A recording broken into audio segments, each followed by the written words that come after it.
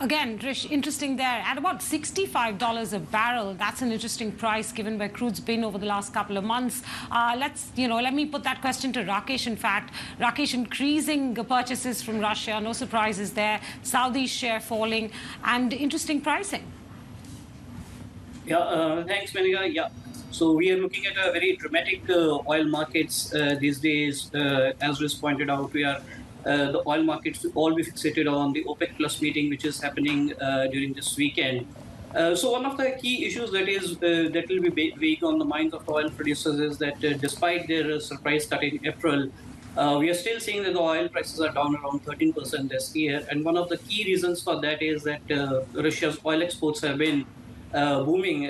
The key giant Asian markets, both India and China, have been lifting record barrels. In case of India, we saw the imports at 1.96 million barrels a day, which accounts for now 41% of India's total oil basket, which is very, very impressive, considering Russia accounted for just 2% of India's imports before the war broke out in 2021. Zuminka? Rakesh, you pointed out this is all, this data is coming in just before the OPEC meeting over the weekend. How are the other suppliers going to view this increasing share that Russia occupies in India's crude basket?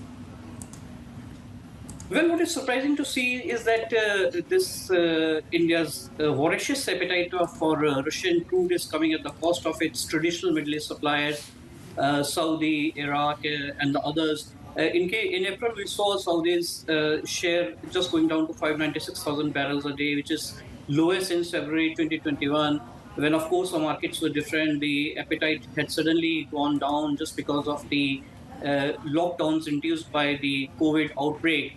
But now India's demand is growing, and still we are seeing Saudi's share in the total basket going considerably down.